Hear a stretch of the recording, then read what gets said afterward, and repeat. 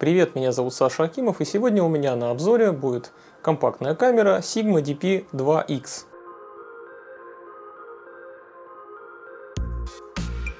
Примерно год назад у меня на обзоре уже была камера DP1S, тоже от Sigma, тоже с матрицей Foveon, но эта камера была до невозможности медленная. Она медленно фокусировалась, медленно включалась, медленно выключалась. Офигенно медленно записывала фотографии на карточку.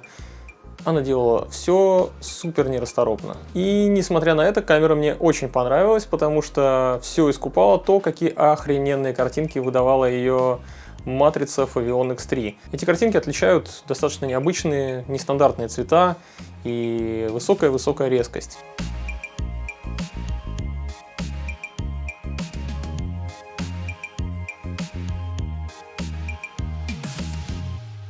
Несмотря на то, что благодаря резкости и красивым цветам на нее здорово снимать пейзажи, также меня просто поразило то, какой классный скинтон она выдает. У людей с самыми разными оттенками кожи получается просто офигенный цвет этой, собственно, кожи на снимках.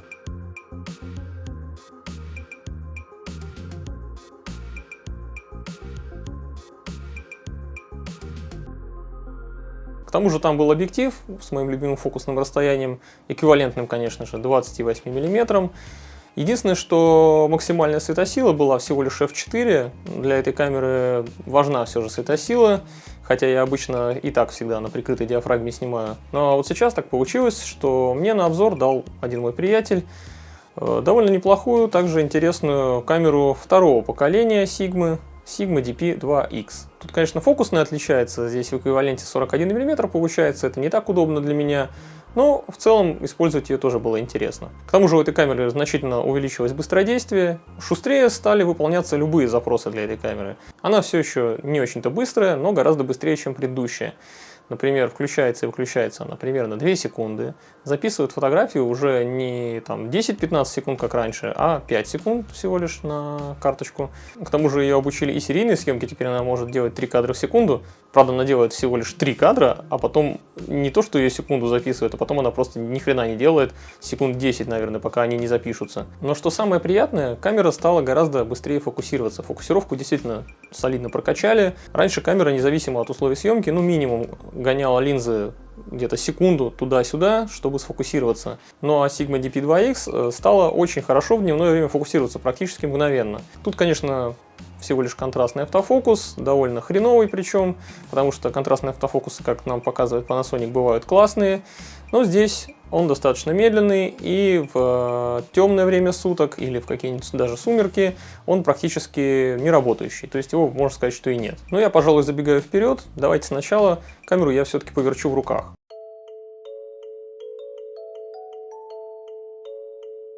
Корпус у камеры металлический, довольно-таки крепко сбитый, каких-либо люфтов тут не наблюдается, при этом он достаточно легкий, камерой удобно пользоваться одной рукой, но это типичный такой премиальный компакт. Конечно, к большому сожалению, никакого хвата ни спереди, ни сзади здесь не наблюдается, есть только вот эти вот убогонькие пупырки на передней панели и на задней.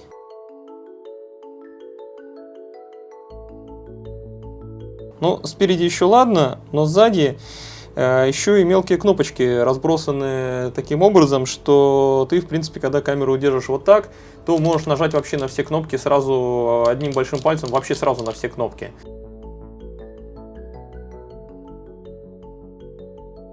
Ну и раз уж мы сразу к кнопкам прибежали, отмечу, что по кнопкам сильных изменений по сравнению с первой версией тут нет. То есть, в принципе, примерно все то же самое. Вот здесь у меня диафрагма изменения в плюс и в минус. Тут у меня получается экспокоррекция. Тут режим фокусировки меняется. Но появилось быстрое меню вот по кнопке QS. И теперь можно действительно достаточно оперативно основные функции у камеры поменять. Но в любом случае, чтобы что-нибудь изменить, нужно будет нажать несколько кнопок. То есть нажать сначала на быстрое меню, и потом несколько раз нажать на какую-нибудь из кнопок на крестовине. Вообще я не очень люблю, когда изменения каких-то именно цифровых, числовых, скажем так, настроек меняется нажатием кнопок, а не колесиками.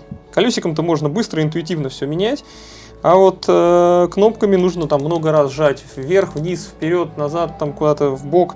Ну, то есть какие-то больше действий, скажем так, совершается тобой, и они не так логичны. Раз уж заговорили о колесиках, тут всего два колесика. Одно вот здесь под большим пальцем находится для ручной фокусировки с нанесенными на нем расстояниями. Ну, оно примерно идентично тому, что было и на первой версии. Ну, к нему хотя бы не так часто приходится обращаться. Сверху еще колесико для изменения режимов. Оно очень тугое, с очень четкими щелчками. Случайно его не собьешь точно. Кнопка включения также мерзко расположена, прямо впритык к этому колесику. Ну ладно, хоть кнопка спуска хороша, у нее достаточно четкие две стадии нажатия, хорошо такие ощутимые.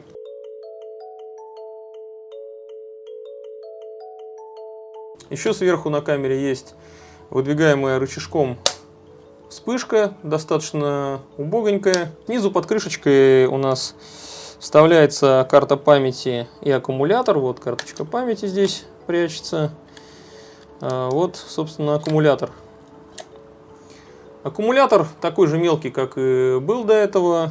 Но, видимо, благодаря тому, что процессор тут поменяли на более совершенный, хватать теперь этого аккумулятора хотя бы на 200 кадров-то уж точно. Раньше хватало кадров на 50, и нужно было носить с собой целые горсти аккумуляторов. Штативное гнездо, кстати говоря, укреплено достаточно хорошо, сидит плотно, никаких нареканий по его качеству изготовления нет. Чего не скажешь про ущербную резиночку, которая на боковой панели находится, которая скрывает USB разъем. Она прям реально из такого говняного какого-то материала, очень фиговая резина, и выдвигается она примерзко. Также очень печален и экранчик, он всего на 230 тысяч точек и страшно врет о цветах и экспозиции. Хотя яркости его достаточно, чтобы снимать солнечный день, но годится он только для такой приблизительной оценки кадрирования. Экспозамер же происходит, как и у прошлой модели, по наитию. И, как и у прошлой модели, здесь достаточно убогая крышечка, она меня прям бесит, ненавижу такие крышечки, она просто снимается как какой-то сраный колпачок, сделанный из какого-то дешманского пластика. Фу, мерзость. Сам тубус объектива в сложенном состоянии немножко дребезжит. Не знаю, слышно ли это на видео, но он прям немножко люфтит там. Выезжает и заезжает этот тубус с чудовищными звуками.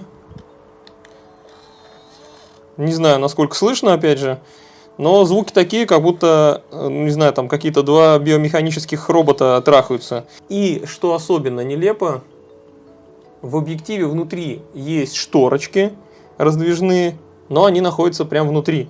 Что мешало сделать их снаружи, вместо вот этой хреновой крышечки, я не знаю. Здесь есть, конечно, возможность накрепить аксессуар, такие как переходник, бленду, светофильтр, ну то есть можно через переходник все это нацепить, но тогда камера опять же станет значительно крупнее и не будет уже такой компактной. В общем, держать камеру в руках и использовать ее — это отдельная боль. Я в основном носил ее вот так держа, потому что сзади реально просто на все кнопки можно сразу нажать пальцем, да и лежит она довольно неприятно в руке.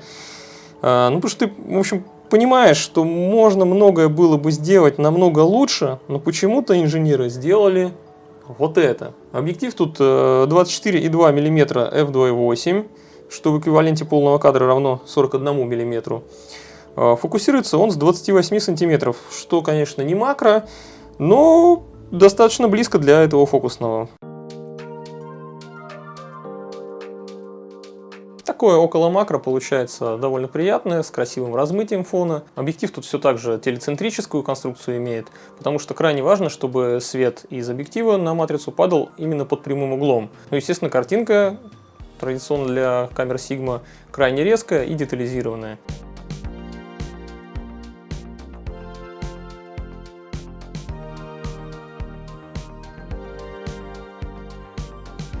В отличие от DP1S, у этой камеры все же можно в уголках кадра словить иногда хроматические аберрации. У объектива я также заметил небольшое виньетирование и не сильную, но заметную достаточно все-таки бочкообразную дисторсию. Да, все-таки старое стекло на 28 мм мне нравилось гораздо больше оптически, но у этого есть еще один значительный плюс. У него светосила f2.8 максимальная, в отличие от предыдущего стекла, у которого было всего лишь f4. Я, конечно, не фанат бокешки, но все-таки высокая светосила объектива дает тебе гораздо больше гибкости, гораздо больше возможностей в каких-то сложных съемочных условиях. Ну и, конечно же, да, все-таки позволяет при этом еще и размыть фон попутно. Ну да ладно, все мы здесь прекрасно понимаем, что в камерах Sigma самое главное это не какая у них фокусировка и не какой у них там объектив, а то, какие картинки они выдают. А цвета у камеры странные, необычные, завораживающие.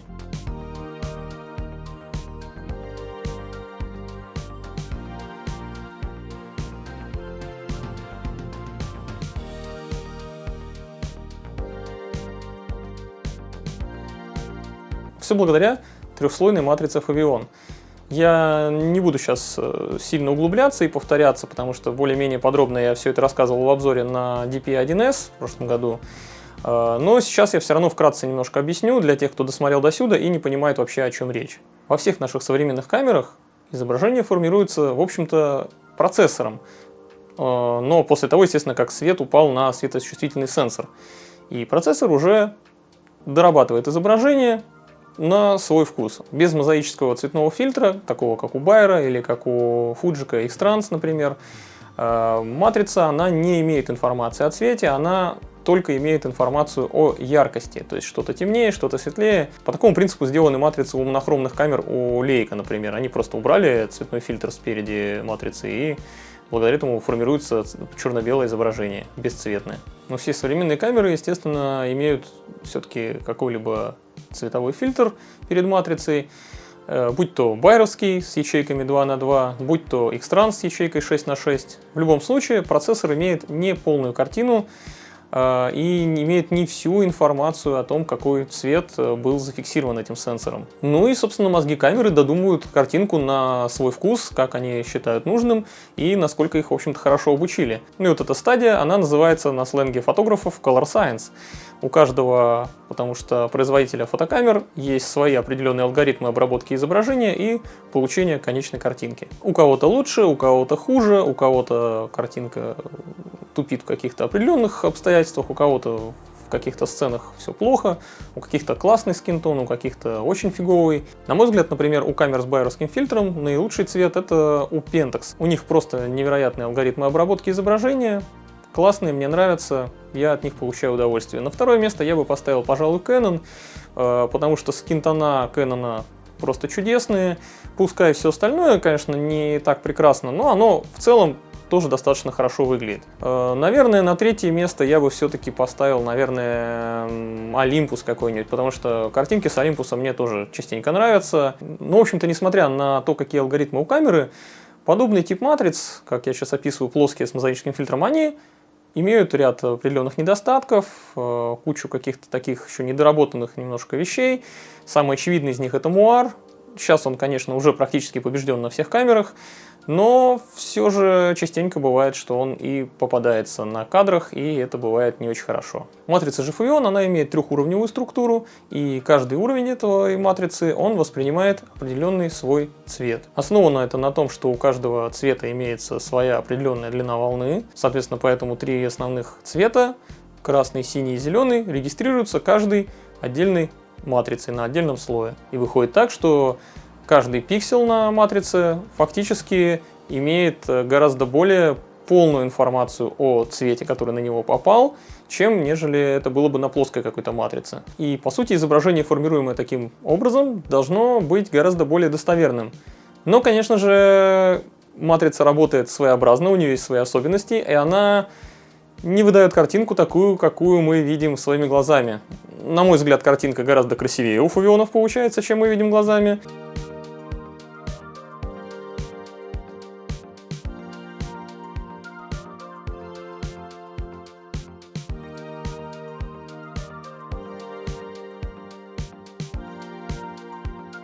Цвета, на самом деле, наиболее похожи на пленочные скорее. То есть, если ты какой-то тупорылый хипстер, пленочный дурачок, снимающий на мыльнице, то тебе будет довольно просто перейти на Sigma, потому что цвета не будут сильно отличаться от тех, что ты получаешь на пленку.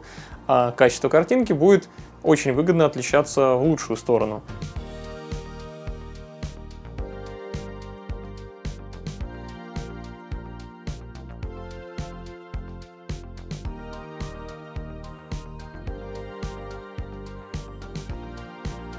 Тем более, что внутрикамерные JPEG стали достаточно симпатичные. Я вообще такое редко говорю, JPEG я терпеть не могу, снимаю, естественно, я всегда в RAW, и на эту камеру я тоже в RAW снимал, но JPEG я ради прикола решил попробовать, посмотреть, как оно будет выглядеть. Получаются довольно достойные результаты. Видимо, все-таки инженеры Sigma догадались, что людям не нравится обрабатывать картинки в их родном приложении Sigma Photo Pro. Кривое оно, глючное, ну просто кошмар. Оно не обновляется, я не знаю, года, наверное, с 2015 вообще. Но я тоже не стал повторять свои муки. JPEG я, конечно, сделал несколько для обзора, чтобы посмотреть, как это выглядит. Но в целом я, конечно, снимал в RAW, и RAW прекрасно открываются в Lightroom. Теперь экспозамер камеры перестал стремиться к такому пересвету, как это было раньше. Цвета стали гораздо приятнее смотреться, сейчас она редко их убивает. Ну и вообще цвета у этой камеры почему-то в RAW тянутся значительно лучше, чем тени. Но у файлов динамический диапазон, конечно, очень скудный.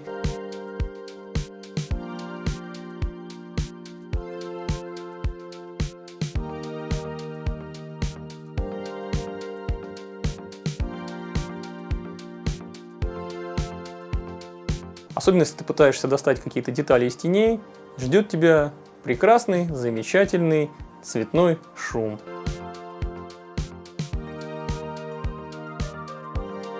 Хотя камера все-таки стала несколько пригоднее для использования не только в яркий солнечный день, но и в вечернее время. Зачастую тут уже можно достаточно смело ставить авто-ISO, тем более, что в автоматическом режиме оно не превышает от ISO 50 до ISO 800 значения. Но камера автоматически стремится не повышать ISO, видимо, все-таки понимая, что у нее с этим слабовато, выше 200 единиц. И даже в очень каких-то странных, уже темных достаточно условиях она ISO не задирает и пытается выставить просто длинную выдержку, от чего у меня иногда получался смаз. Так что приходилось все-таки брать управление в свои руки и выставлять ISO, которое я сам считаю нужным. Ну и неудивительно, что камера до ISO 200 пытается максимум задирать, потому что, в принципе, до вот этого показателя с картинкой вообще полный порядок. В любых условиях ISO 200, если потолок, то все хорошо. На ISO 50 вообще чудесно. И вот уже на ISO 400 могут появиться какие-то небольшие артефакты изображения, могут появиться какие-то пятна. Не знаю, как это происходит. Почему-то именно шум группируется с какими-то пятнами на картинке. Ну а ISO 800, оно только условно пригодно, но предыдущая камера и такого не давала результата. Там вообще был просто полный мусор. Да, к большому сожалению, подобный тип матриц из-за несовершенства технологий шумит просто зверски. Так как попадающая на слои матрицы картинка, она является недостаточно насыщенной по цветам изначально, и процессор накручивает уже цвета, насыщенность у них повышает просто своими мощностями. Ну а если увеличить еще и мощность тока, как при повышении ISO, собственно, происходит, то тогда электроны, пролетающие все-таки через слои, начинают возбуждать соседние пикселы, и отсюда вылезает проклятущий шум. Я думаю, что подобную проблему можно было бы нивелировать. Во-первых, увеличив физический размер пикселов, ну или группируя их по необходимости в группы сразу по несколько, то есть объединяя. Как это сейчас технология используется на телефонах, например, многомегапиксельных, где там, допустим, написано 100 мегапикселов, но в случае чего она до 25 скукоживается, объединяя по 4 ячейки. Здесь такая технология на Foveon вполне доступна, это можно было бы реализовать. Также не помешало бы активное охлаждение матрицы и процессора, но если туда впихнуть еще и вентилятор внутрь корпуса, то тогда, естественно, этот корпус станет гораздо более громоздким, и уже компактную камеру ты не сделаешь. Ну и также в светочувствительном сенсоре можно было бы заменить кремний на галлий, как более совершенный материал, но тогда и значительно увеличилась бы конечная цена этого продукта, что тоже не хотелось бы никому. Существует еще один способ добиться гораздо большей точности передачи цветов. Можно вообще разбить на 3 отдельные матрицы каждый цвет при помощи дихроидной призмы. Такая технология, конечно, применялась в некоторых камерах там на рубеже веков, в 90-е, может быть, в нулевые еще. Называлась она 3CCD, но она не прижилась. В основном потому, что эта технология была достаточно сложна в исполнении, и потому что габариты подобных камер были просто огромными. Например, потому что тебе надо вот эту призму разместить внутри корпуса, разместить там еще и 3 матрицы с разных сторон, и при этом от призмы должно быть достаточно большое расстояние до объектива, то есть увеличивается рабочий отрезок, потому что иначе ты корректно не разобьешь эти цвета. Плюс огромные дополнительные затраты на точнейшую юстировку, ибо матрицы должны быть ну просто идеально друг к другу откалиброваны, чтобы каждый пиксель совпадал у них. Но вы сами понимаете, чем больше пикселов, тем это сложнее сделать. И отсюда же, естественно, вытекает еще один недостаток. Эти матрицы крайне чувствительны к вибрациям. То есть ты уже, пожалуй, с рук даже не поснимаешь в какой-нибудь сложной сцене. Тебе придется всегда снимать с какого-нибудь штатива или охрененно все это одновременно стабилизировать. Вот представьте себе картину. Сейчас еще не все более-менее производители совладали только недавно с стабилизаторами на матрице на одной-то, а тут стабилизировать сразу одновременно 3, да еще чтобы они синхронно работали. Да это, ну, полный бред. Ну и самый большой недостаток, самый очевидный, в общем-то, из этого всего вытекающий: охрененная дороговизна производства и конечная цена просто фантастическая. Поэтому никто этим сейчас заниматься не будет. Технология эта, она существует где-то там на задворках науки, но она нахрен никому не нужна, потому что она к реальной жизни почти неприменима. Так что на текущий момент все камеры имеют достаточно простую в исполнении плоскую матрицу с мозаическим фильтром перед ней. Хоть эта технология и самая примитивная, но она и самая сейчас на текущий момент проработанная, и в нее наибольшее количество в ее исследования и улучшения вкладывается сейчас средств. Любые производители пытаются довести ее до ума. Sony там делает вообще уже фантастические какие-то матрицы с офигенной светочувствительностью, какие-то с очень быстрым, мгновенным практически считыванием бутерброды делает матрицы. Ну, то есть, все-таки технология эта развивается, она тоже не стоит на месте. Я думаю, что из нее можно еще выжать много чего. Но я, правда, опять увлекся в какие-то глубинные разговоры про качество цветов и работу матриц. Давайте вернемся, пожалуй, к Sigma DP2X, про которую я сегодня рассказываю.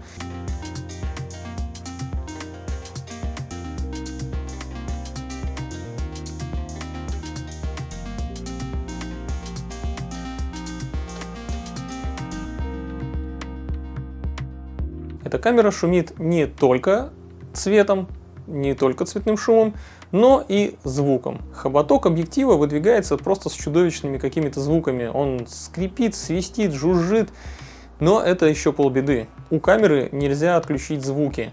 Она каждое твое действие сопровождает дурацким каким-нибудь пищанием. Когда ты нажимаешь на кнопки, у тебя каждая кнопочка пикает. А никаких крутилок практически нет на камере, кроме разве что, собственно, фокусировочного вот этого вот колечка. Остальные все переключатели — это кнопки. И когда ты нажимаешь, они пикают. Ты чувствуешь себя в такой момент, как какой-то дед с огромной кирпичной Nokia, который играет в змейку. Но гораздо сильнее, конечно, да, раздражают системные звуки. Звук подтверждения фокусировки у камеры очень громкий. Да, и еще когда ты снимаешь, у тебя происходит звук, фальшивый звук затвора. Нахрена это существует, я не понимаю. У тебя есть возможность на эту камеру бесшумно снимать, ну так почему звук-то нельзя выключить? Вот этого я, честно говоря, не понял. Со всеми этими визгами и писками довольно затруднительно снимать людей.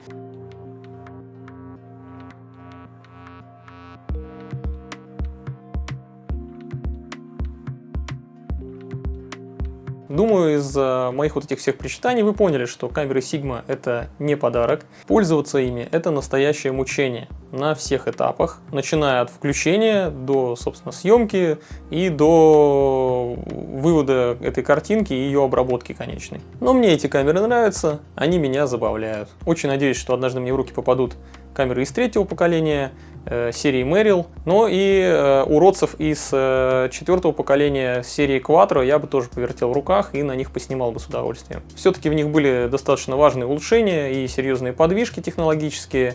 Я думаю, что там тоже было бы о чем поговорить. Также я очень надеюсь, что Sigma не забросит данную технологию, будет развивать свои матрицы Foveon и, наконец, выпустит хотя бы полнокадровую, пускай она будет там безумных денег стоить, пускай она будет кривая и экспериментальная, но пускай выпускает.